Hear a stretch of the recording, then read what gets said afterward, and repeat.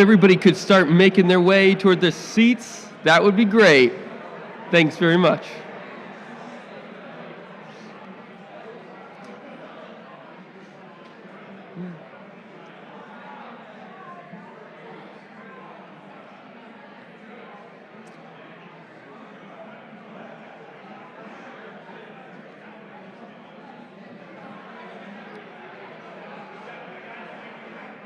What's that?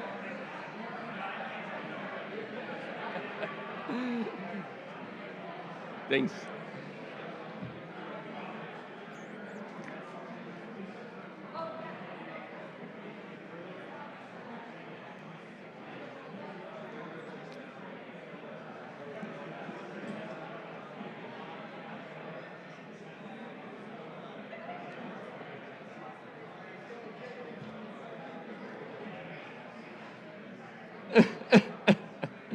Great. Well, I'm going to be marketing some books, so hopefully Brad's right and that marketing's not inherently wrong across the next couple of days.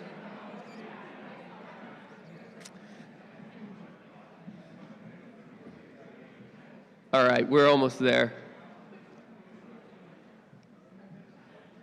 For those of you who are live streaming, we're sorry. You've been at your seat a while. I'm going to be marketing a few books for the next couple of days. I'm going to start off with two here. One that I'm particularly proud of. If everybody, I think, knows, loves, adores D.C. Schindler, his last book, Freedom from Reality, was an absolute game changer for many of us. He has now come out with New Polity Press, very first book. It's pretty exciting. The Politics of the Real. We have for many years talked about what's wrong with politics from a theoretical perspective. He starts to build it up for us. It's finally, we have a path forward. I hope we can do it.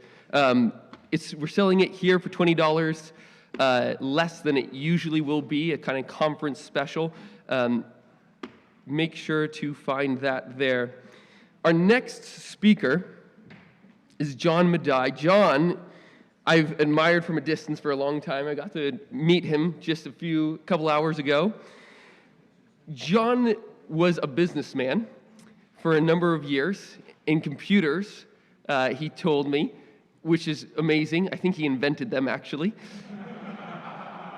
And then he went from there to real estate before finding that he did well enough to retire. And he wrote one of the best, I think, primers, pretty much an essential book for anybody thinking about the next phase of the economy, what should come next toward a truly free market. I'd really recommend anybody to find that. He's just come out with another book here, Theology, Mythos, or Logos. Again, we're selling it over here, that he co-wrote with Thomas Stork.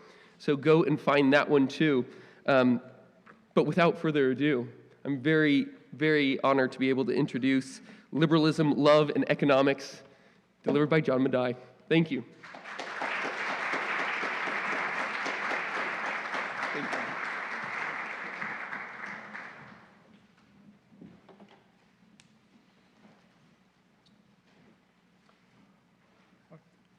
I want to begin by giving a special thanks to the New Polity, and Jacob's much taller than I am, for the kind invitation to this special conference. And looking at the list of speakers, I am indeed honored to be here and somewhat perplexed about how I made the cut. Likely it's due to clerical error on the part of some poor wretch who will be justly and severely punished.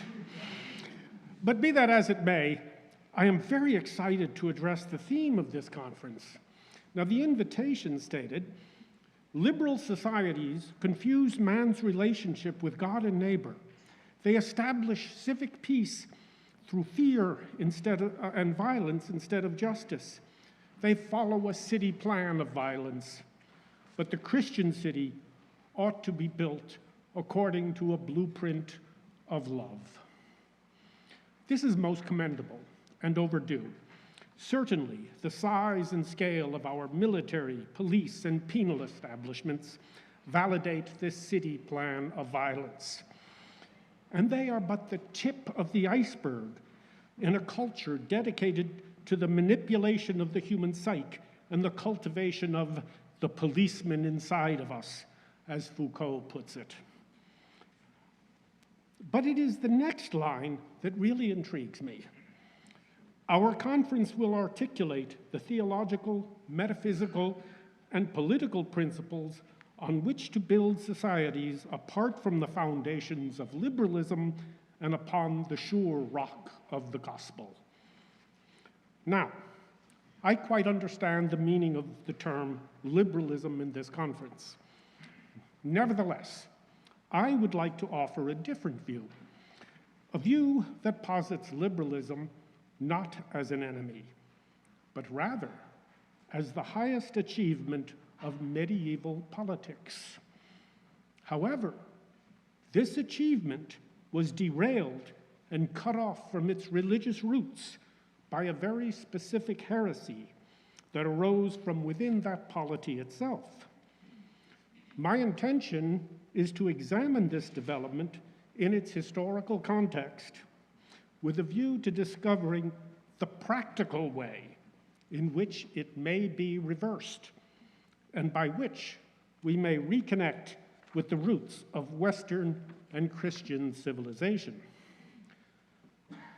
And I would like to offer the perhaps surprising thesis that the creation of post-liberal society lies not so much in the fields of politics or theology or even religion and liturgy, but in the humble field of political economy. One of the most useful texts in examining the course of liberalism is Patrick Dineen's Why Liberalism Fails.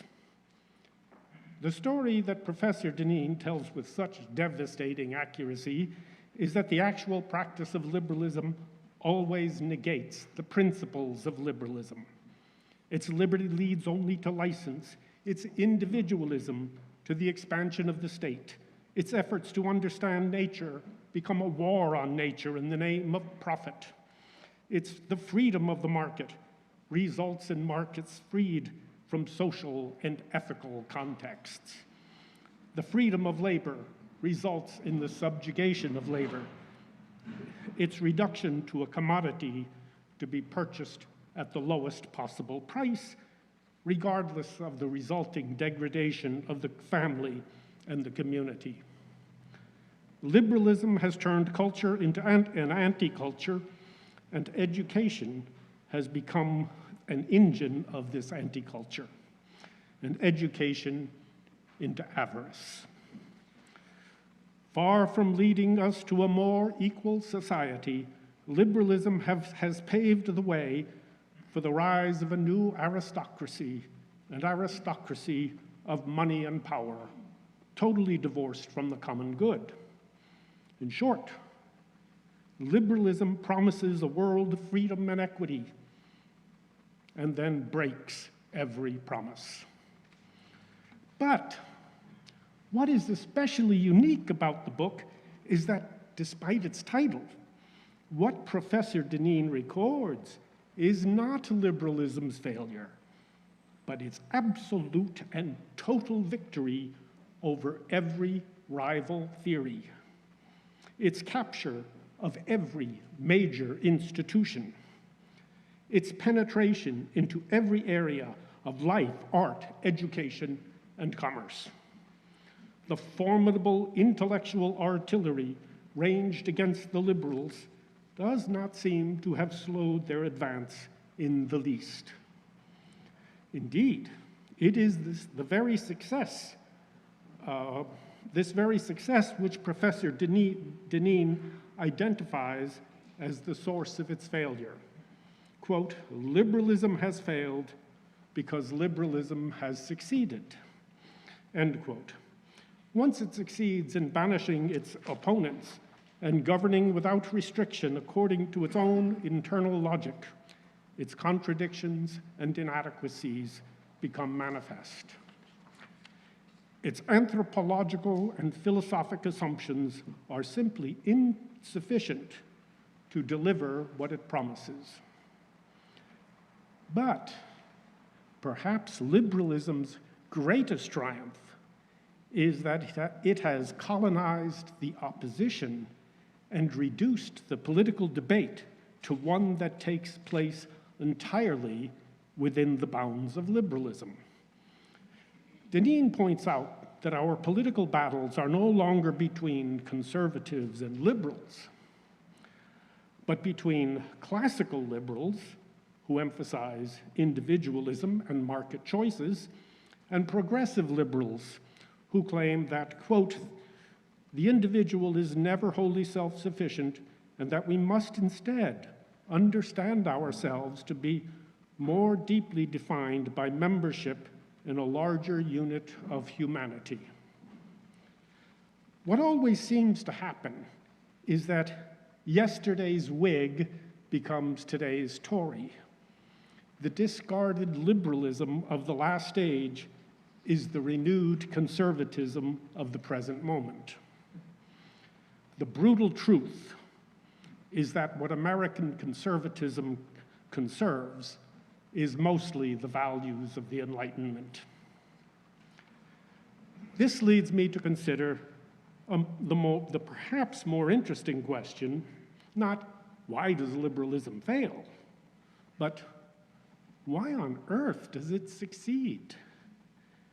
Or to put the question another way, why does anti-liberalism fail, and fail always and everywhere? And how can we avoid this failure? Perhaps liberalism has a stronger attraction to us than either side cares to acknowledge. An attraction that is deeply rooted in our Christian history. As Professor Dineen notes, liberalism's most basic appeal was not its rejection of the past, but its reliance upon basic concepts that were foundational to Western political identity. This is a crucially important point.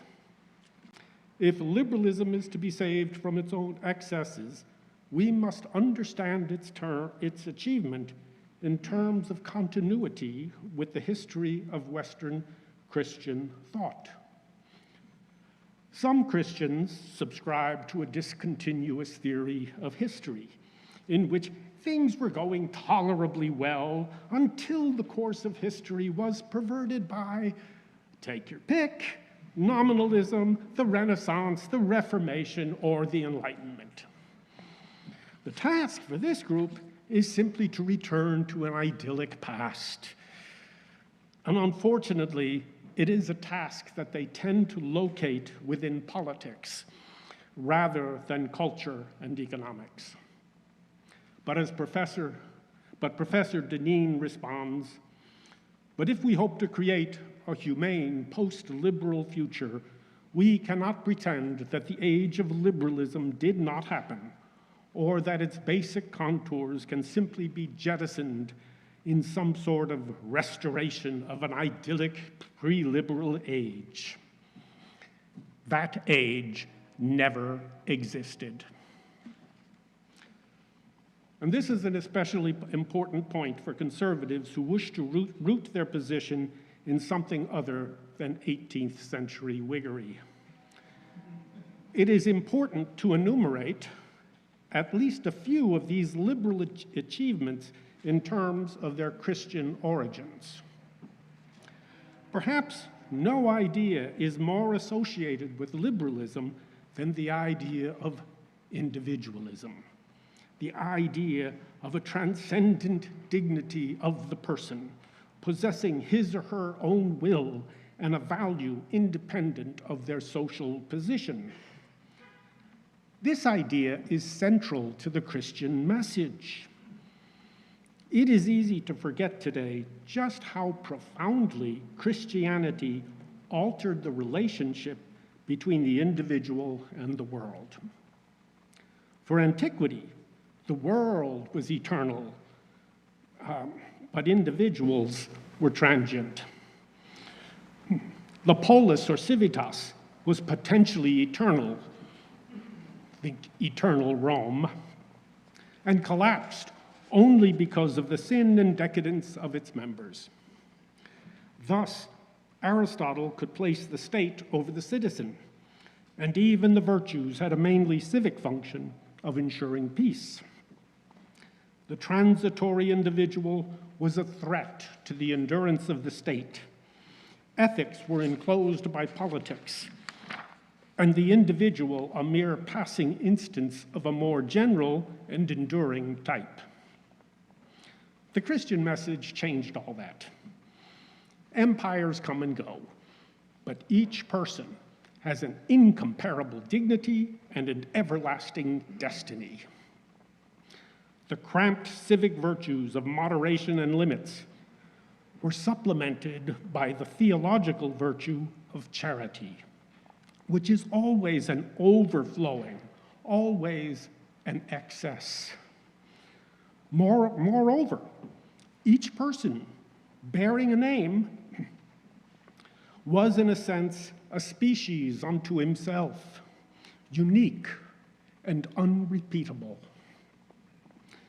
The world itself is a mere passing shadow, the person an eternal reality.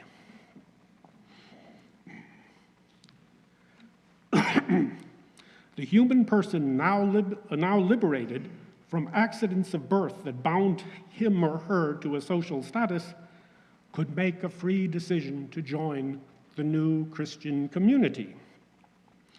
Who is my mother and my brother? Whoever does the will of my heavenly Father is my brother and sister and mother. That is to say, by a free act of the will, the individual could escape the bounds of conformity to a social status and join a community not based on class or blood. But as liberalism became more secular, the individual became an ism, an ideology. And this ideology was no longer about the free decision to associate with a community, but about the right, or even the duty, to disassociate from any family or community. Under the influence of secularism, we became isolated individuals whose relations were not organic, but transactional and based solely on self-interest.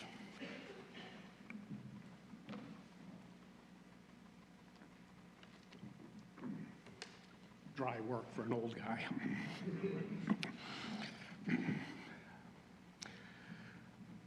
Thinking of natural rights, then, it isn't as in Thomas Paine's The Rights of Man.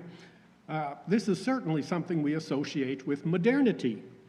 But in fact, these rights emerged in the Middle Ages and in the development of canon law, a law that transcended ethnic and class-based laws of particular nations and applied to both king and commoner, prince and peasant alike. As Brian Tierney put it, medieval people first struggled for survival, then they struggled for rights. By 1300, a number of particular rights were regularly defended in terms of natural law. They would include the right to property, rights of consent to government, rights of self-defense, rights of infidels, the right of women to consent in marriage, and procedural rights. All of these rights were deemed necessary to advance the common good. But as the social order became more secularized, these rights became separate from the common good, from duties, and from natural law to become freestanding claims by atomistic individuals on the body politic, and enforced by an ever more powerful state. Turning to democracy, we find that it has its roots In monasticism, self-governing communities where individuals freely submit to the rule of an abbot they themselves have elected, and for a limited term of office. And even the abbot's authority was democratically limited. All important decisions had to be referred to chapter meetings.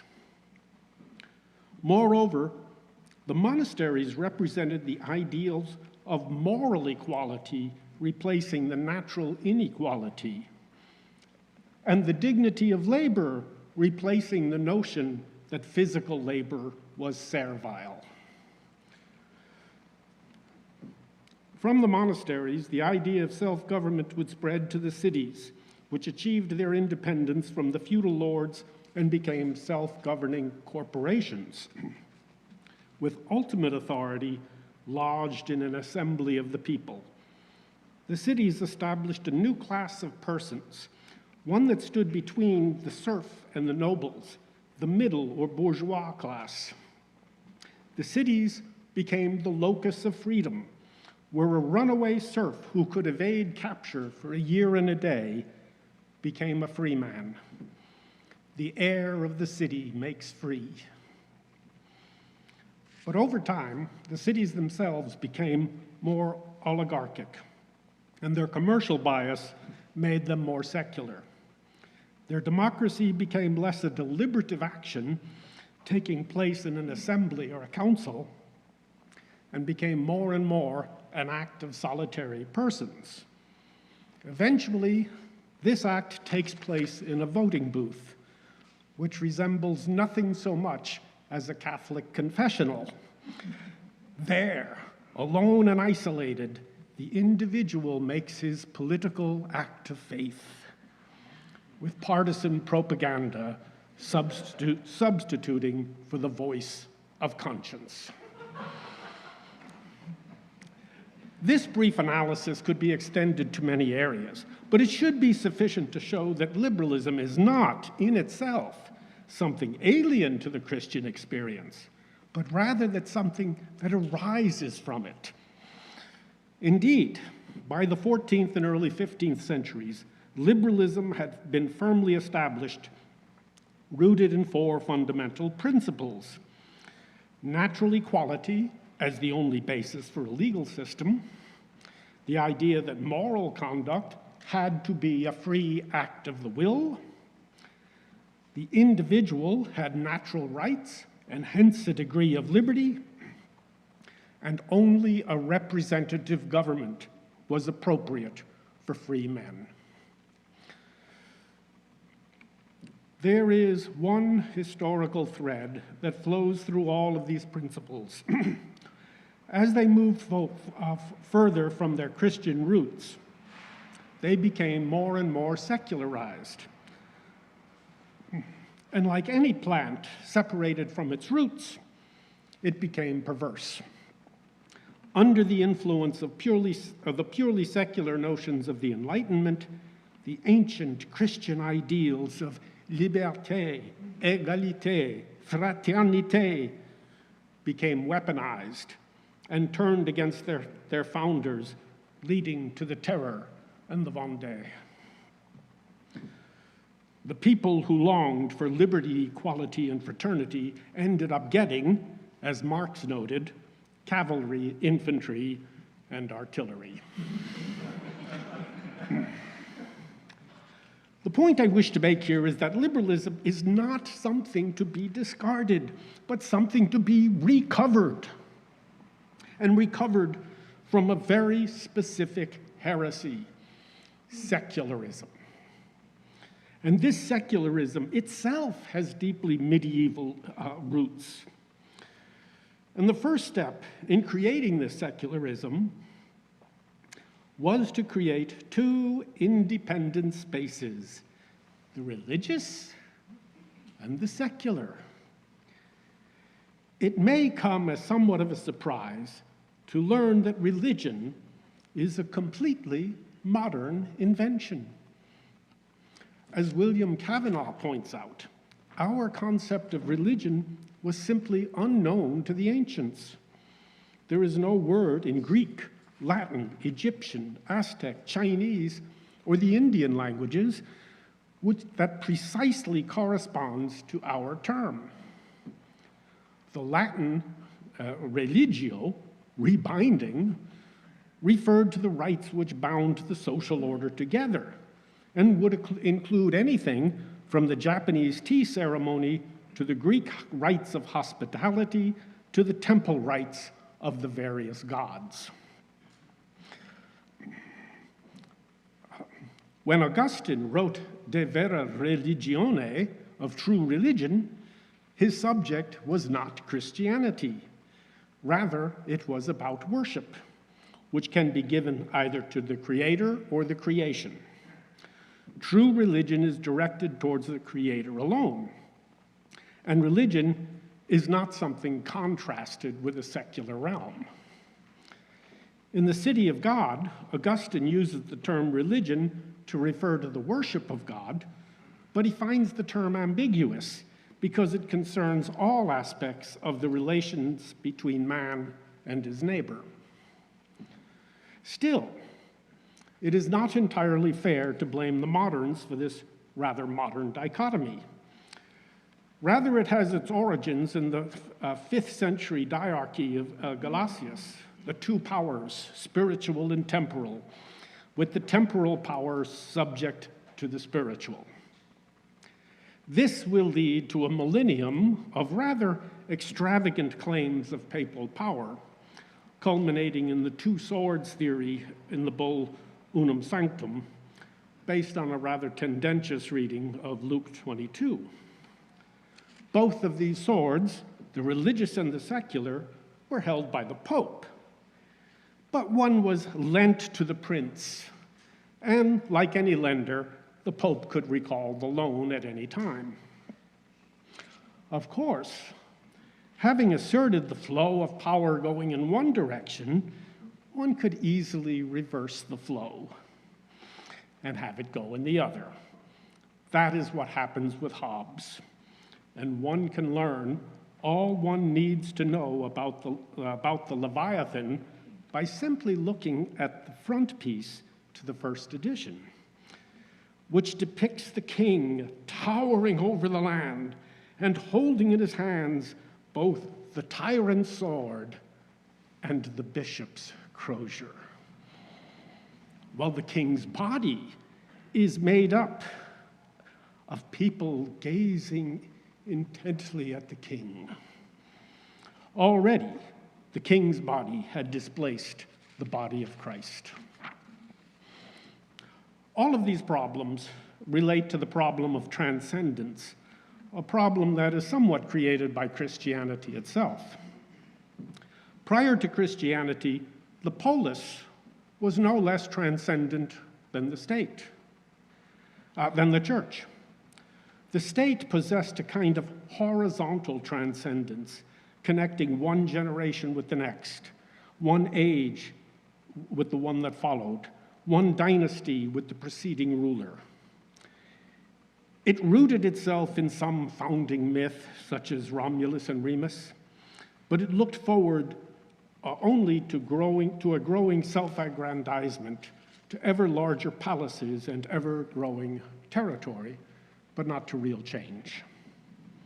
The cult, on the other hand, provided the vertical transcendence, connecting the city and its founding myths with the eternal realms of the gods, where truth was fixed and invariant. The meeting point between the horizontal and vertical dimensions took place in the liturgy, the public prayers and sacrifices that made visible and concrete the nexus of the two forms of transcendence. Hence, paganism is a profoundly sacramental view of the relationship in a way no less sacramental than Christianity. Of course, the competing claims of horizontal and vertical transcendence often interfered with each other, so that there was always a tension between the temple and the palace, between the bishop and the prince. This is a motif of history that exists everywhere you look, whether it's Europe, the Middle East, pre or post-Islam, China, India, etc. The tension is simply built into human affairs. But this tension is not to be resolved by installing the bishop in the palace or the prince in the pulpit. Rather, this tension is not to be resolved at all, but to be maintained and even deepened when circumstances demand it. It is, as the software engineers like to say, not a bug, but a feature. But liberalism attempts to resolve the tension by abolishing it, by creating a purely secular space devoid of all transcendence, at least in theory, and relegating the transcendent to a purely religious space, a space to be tolerated only to the degree that it renounces all political or economic claims. With all this in mind, we can return to the question of why anti-liberalism fails, and fails always and everywhere. My answer is that liberalism enlisted a great and powerful ally: capitalism. Conservatives have been sensitive to the so-called cultural Marxists and their supposed march through the institutions. But they have been oblivious to the fact that secular capitalism has already completed its march, remaking every institution in its own image and likeness. Not only business, but farms, hospitals, schools, universities, even charities, even churches. All must become simulacra of the capitalist model, sprinkled with a veneer of the old liberal values left over from a now defunct Christian era. And having completed its march through the Western institutions, it now seeks the same on a global basis, displacing all cultural rivals even before they have a proper chance to express themselves. But the great paradox is that this victory of secularism was accomplished not by abolishing religion, but by colonizing it, by turning capitalism itself into a religion. This is the theme of Eugene McCarraher's The Enchantments of Mammon, a theme given by the subtitle, How Capitalism Became the Religion of Modernity. Now, it is difficult to give an adequate summary of this great treatise, but McCarraher lays the blame at the feet of Protestantism. It was the loss of the sacramental view that entails the whole project of a sacralized secularism. Here's how McCarraher puts it. Ironically, the rejection of works as a means of salvation entailed a gospel of work. However worldly or secular these callings appeared, these works inherited the sacral efficiency formerly ascribed to Catholic ritual. At the same time, by commencing the desacralization of nature, the denial of any sacramental character and matter, Protestants set the stage for pecuniary enchantment, the unwitting metaphysics of capital. Note the double movement. The desacralization of nature coupled with the sacralization of capital. It is this double movement which I wish to examine. Professor McCarraher identifies John Locke's second treatise on government as the patristic text of liberalism, a theological manifesto of Christian capitalism and early promulgation of commercial metaphysics. It is of little wonder that Locke is soon followed by de Mandeville, whose grumbling hive turns vice into a theophany. He posits a hive in which every part is corrupt. Ministers of state and judges routinely take bribes, lawyers loot their clients' estates, doctors sell quack cures, the workers are oppressed, and only the poor face the possibility of the gallows. And yet, he says, thus every part was full of vice, yet the whole mass a paradise.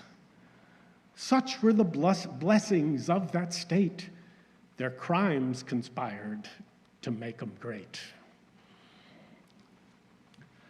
We should note that de Mandeville was not innovating. I like that tune. Rather, he is pointing to an already established commercial fact, but one that is seeking a justification. But this justification doesn't quite work, because vice, no less than virtue, is still part of the moral order. What was required was not a mere reversal of the moral order, which is too easy to spot, but its negation. That task fell to the thinkers of the 19th century, who fumbled around looking for a pure mathematics on which to found a pure science.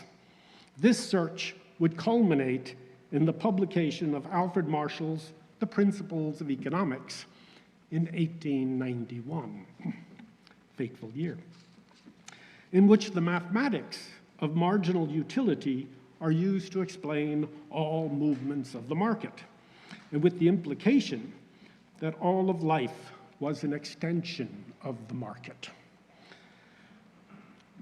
This mathematics need not concern us here. What is more interesting is the title, which introduces a new term, economics, a term that had never been used in that way before.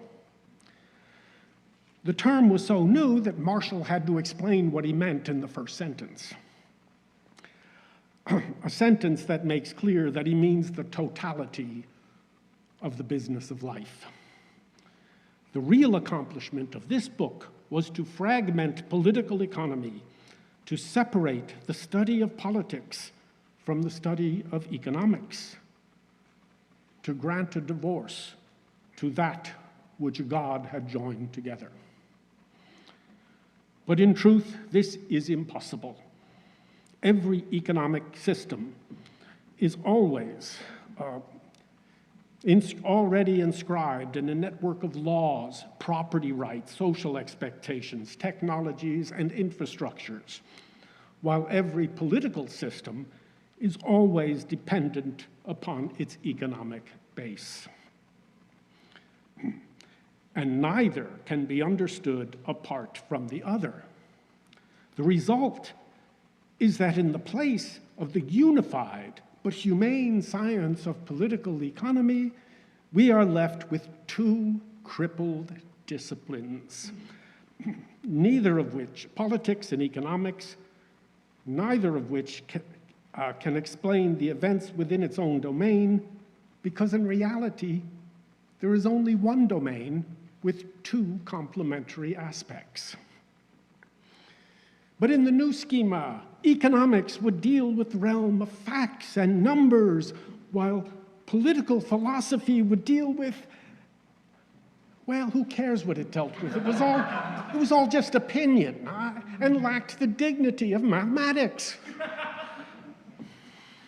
Note the double movement in this period. On the one hand, there is the effort to empty economic order of its ethical base to create a morally neutral space.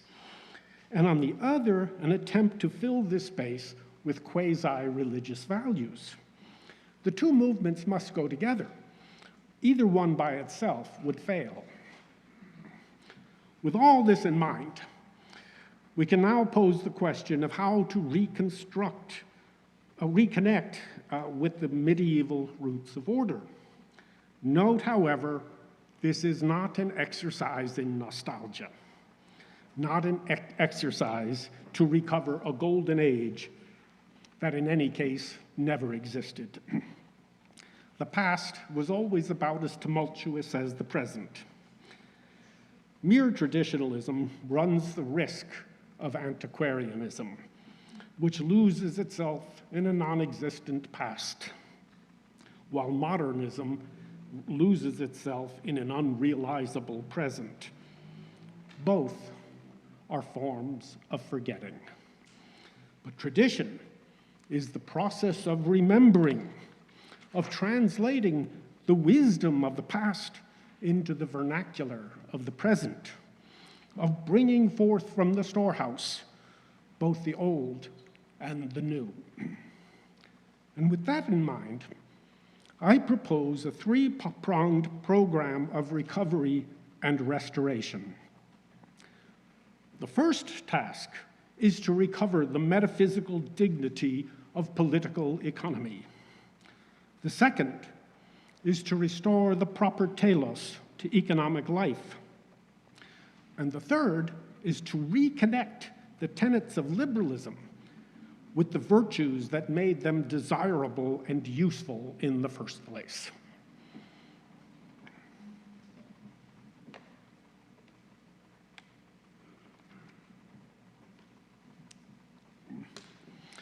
As secularism denatured the economy, it also degraded it into mere money grubbing. This is in the nature of secularization, because the secular lacks both the horizontal and the vertical transcendence. It is mere repetition without meaning, and hence without dignity. But, as Sergei Bulgakov notes in Philosophy of Economy, quote, "Economy is the expression of the struggle of these two metaphysical principles, life and death, freedom and necessity, mechanism and organism." He continues, "The progress of economy is the victory of the organizing forces of life over the disintegrating forces, forces and deeds of death." Bulgakov's metaphysical economics deserves more attention than I can give it here, but it is important to note that the economy is where man meets nature and struggles to humanize it, to bring it under man's dominion. This is not the dominion of a tyrant, of exploitation, but has the task of rescuing nature from the domain of death and making it the servant of life. For nature is not, as in some secular mythologies, a cheerful arena of natural balance. On the contrary, it is always unbalanced, always tending towards eruptions of violence and chaos. Floods and hurricanes, earthquakes and volcanoes are as natural as a warm summer's evening or a gentle spring rain. Bulgakov can therefore see the economy in terms of humanization, and hence the redemption of nature. As he puts it, the economic process can therefore be described as follows. It expresses the striving to transform dead material, acting in accordance with mechanical necessity, into a living body with organic coherence. In the end, the aim of this process can be defined as the transformation of the entire cosmic mechanism into a potential or actual organism. Causality through intentionality. That is the humanization of nature. I think another way to express this is that the political economy represents man's redemption of nature from the domain of death. As God redeems us we have the task of redeeming nature. And I might add that this lifting up of the economy is really a matter of lifting it out of capitalism. And this task gives the economy an entirely different telos than that which it has in neoclassical economics. As the humane science of political economy was reduced to the mathematical science of economics, its telos was reduced to mere growth. Growth of GDP. Continual growth of GDP, continual and endless, or rather mindless, became the only measure of economic progress. But as many have pointed out, endless growth is the philosophy of the cancer cell.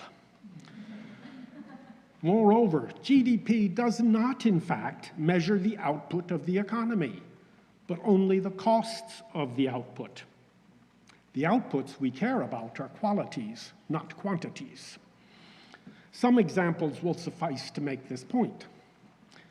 Take a city that enjoys a certain level of security, but which for some reason experiences a crime wave. There will be increased costs for police and prisons, lawyers and judges. GDP will rise, but the output, security, may not change at all, or may even deteriorate. Or take the movement of women from the home economy to the paid economy in the 60s and 70s. Work that had formerly been performed at home was now monetized and thus expressed itself as an increase in GDP. When a mother cooks dinner for her family, no change is registered in GDP. But when she takes her family out for a meal at McDonald's, GDP goes up, even though the output has not changed, and may indeed have deteriorated in quality. But in either case, it's the same number of meals. Indeed, there is evidence that much or even most of the vast increases in GDP over the past 40 or 50 years represents only the monetization of what mothers and fathers used to give out of love. Once we get past GDP as the correct measure, we can say that the telos of economic life is the material provisioning of society. And the goal of the science is not a measurement of the growth of the economy, but a judgment on the health of society. Is the economy actually lifting up society or tearing it down? Are families growing stronger, or are the stresses on the family increasing? Are communities being strengthened, or is their very existence dependent upon the whims of a globalized market? Is the mental health of the nation increasing, or are more people self-medicating with alcohol, drugs, and sex? Is social trust growing, or are people turning more and more to conspiracy theories and demagogues? With a transcendental view of the economy and new measures of our social, that is, economic life, we are in a position to reclaim liberalism from the liberals. I suggest that this is a three-part project. One, reinterpreting individualism in the light of personalism. Two, reconnecting rights with duties. And three, reconnecting democracy with community and the common good. As to the first point, what defines a person, human or divine, is that he or she is a being in relationship. Just as it would be rank heresy to speak of the Trinity in terms of three individuals, it is no less a heresy to think of the human person as an isolated and atomistic individual cut off from the womb of the family that calls us into being, and the social, political, and economic environment that nurtures us and which we in turn nurture. Likewise, with rights, they cannot be freestanding individual claims on the body politic, but must be related to duties. We should define a right as that which one needs to fulfill a duty, but no more than that. Thus, fathers have a duty to support their families, and thus have a right to a wage which will allows them to discharge this duty. And duties provide the necessary limits on rights. For example, each person needs some personal property to survive and thrive. But this cannot be an unlimited claim to unlimited acquisition. An unlimited right to property in a finite world is, as St. Augustine noted, a diminution of property, as more for one would mean less for everybody else. And finally, democracy needs to be restored to its roots in community. Let me suggest that the key to doing this lies not so much in the political realm as in the economic realm. In the political realm, we may alternate between the party of higher benefits and the party of lower taxes. But in economic democracy, where the workers have responsibility for the health of the firm, the claims of the market are balanced against the claims of the family. And this makes the workplace more like the Benedictine communities in which modern democracy originates. The answer is not socialism, which, as Pope St. John Paul II points out, is merely state capitalism. Rather, he says, we can speak of socializing only when on the basis of his work, each person is fully entitled to consider himself a part owner of the great workbench at which he is working with everyone else. Pope St. John Paul II, commenting on the work of Pope Paul VI, calls on us to found a civilization of love. But this civilization cannot be constructed within a civilization of hedonism, of utilitarianism, of disordered and mindless consumption. In short, it cannot be built on capitalism. We can no longer pretend that there exists a morally neutral science of economics, divorced from the ethical universe in which we construct our social and political realities. Political economy is the humane science that deals with those human relationships necessary for the material base of society. And like all sciences of human relations, it is properly governed by the virtues, primarily by the natural virtue of justice and the supernatural virtue of charity. Hence, a proper political economy is as much a theological question as a technical one. And without this realization, I cannot see how any progress is possible or practical. Thank you very much.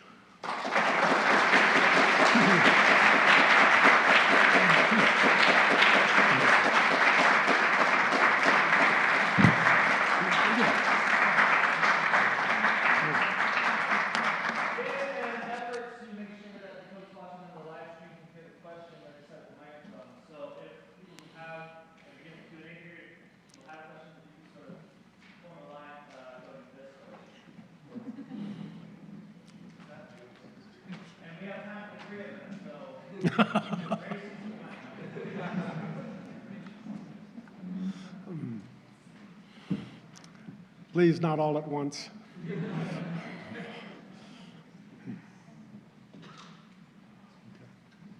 I'll put these on now. I can see you all. Oh, there. I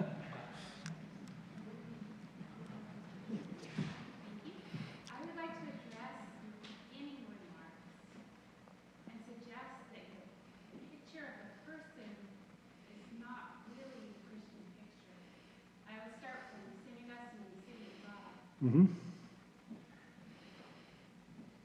He says the value of a person comes from his union with the transcendent common good, Mm-hmm. and when definitively separated from that, that value is gone. Exactly, yes. And he argues the reason why all humans, God shows that all humans descend from one man, from one woman, is to increase their unity, so we all belong to one family. So human person is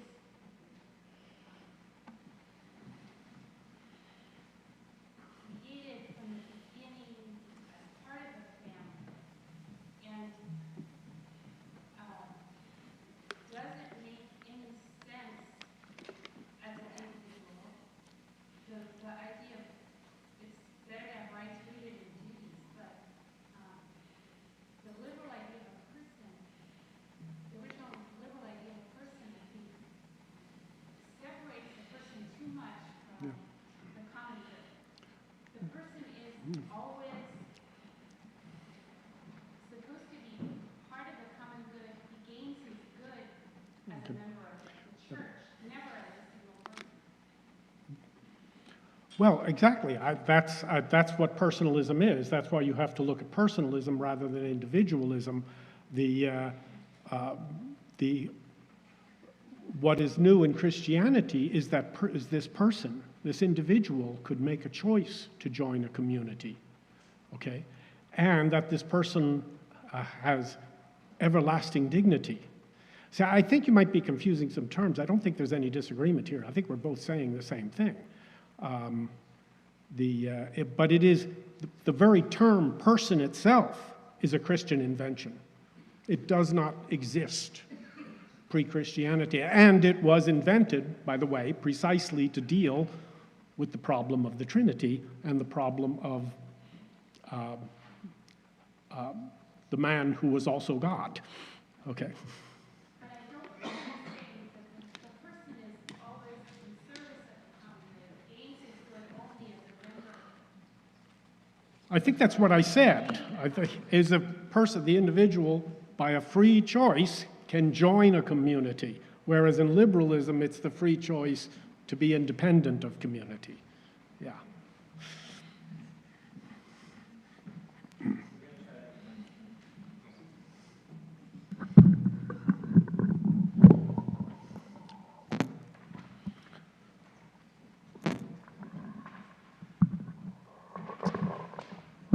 I enjoy thinking about economy in pre-lapsarian tense, so before the fall, because I think that's where the understanding of it comes from, of the economy that Adam and Eve were given and what they had to do.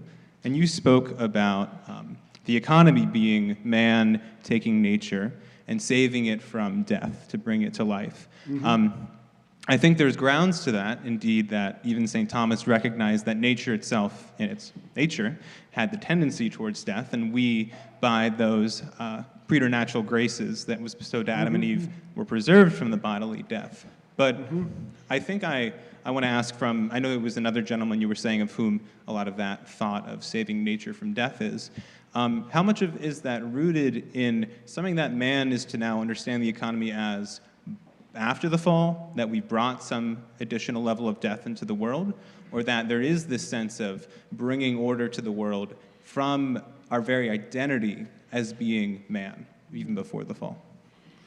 Okay, it's somewhat above my pay grade to talk about the economy before the fall.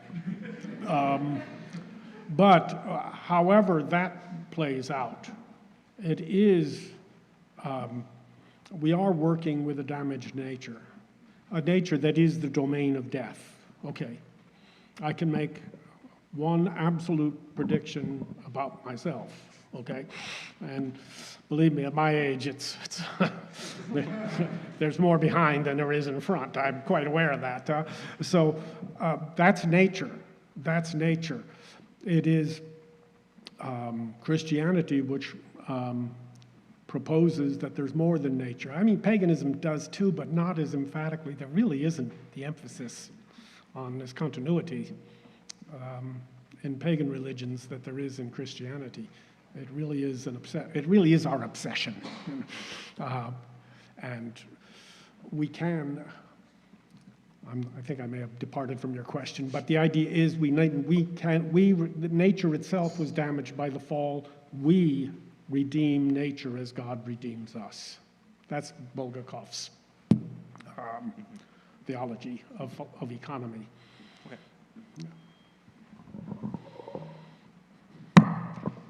Thank you very much. So in your talk, you criticized the false dichotomy between religion and secularism. Yes. But the way that I had always understood liberalism is that this dichotomy is contained within the ideology itself. So I'm trying to understand how you suggest that we recover liberalism when it seems to me, at least, that this was always present in it. No, I don't. Well, I don't think it was always present. I think it's a creation of secularism, okay, which is a development, perhaps a distortion of the separation of temporal and eternal realms, okay, which provided the seed for that. But you can see historically how that develops through that separation. So I don't think the idea, I don't think liberalism itself, that the ideas that I was talking about, democracy, the dignity of the individual, these are not necessarily secular, ideas which lack transcendence. I think the opposite problem is we have to reconnect them with those transcendent virtues to make them live again. That's how we reclaim liberalism from the liberals. So you understand it as liberalism precedes that dichotomy, and then with the introduction of secularism, that's what breaks it apart, and we need to return to Yes. before then. Okay, thank you very Yes. much. You're welcome.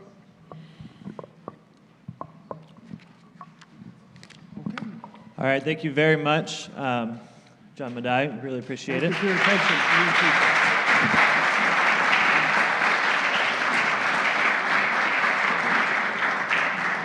Okay, just a couple quick...